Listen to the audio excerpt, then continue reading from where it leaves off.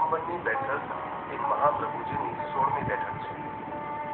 આ બેઠક વ્રજમાં જતીપુરાથી 33 kilometre, મથુરાથી 56 kilometre અને ગામથી 2 કિલોમીટર દૂર શ્રીકુંડ એટલે કે સુરભી કુંડ ઉપર આવેલી છે.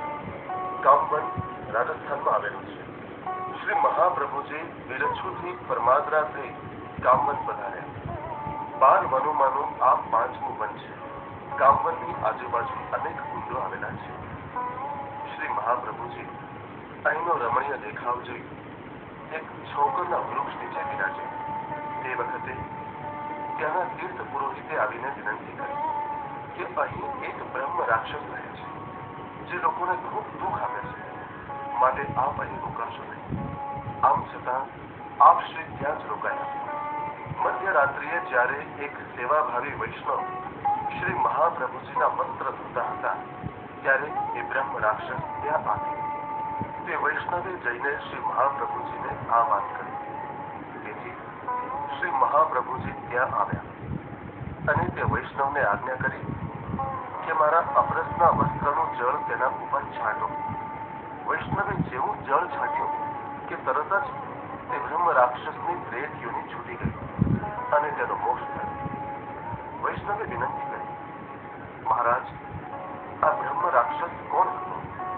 ત્યારે શ્રી મહાપ્રભુજીએ આજ્ઞા કરી કે પૂર્વ જન્મમાં તે બ્રાહ્મણ હતો અને આ પ્રદેશનો રાજા પણ હતો. તેણે બ્રાહ્મણોને ઘણી જમીન દાનમાં આપી, પરંતુ પાછળથી આ દાન પાછું લઈ લીધું. તેથી વ્યથિત થયેલા બ્રાહ્મણોએ તેને શ્રાપ આપ્યો અને તેથી તે બ્રહ્મ રાક્ષસ બન્યો. તેણે ઘણો મોટો અપરાધ કર્યો હોય બ્રહ્મ રાક્ષસ બન્યા પછી 200 વર્ષ વ્રજમાં રહેવા છતાં વ્રજ રજથી તેની મુક્તિ થઈ.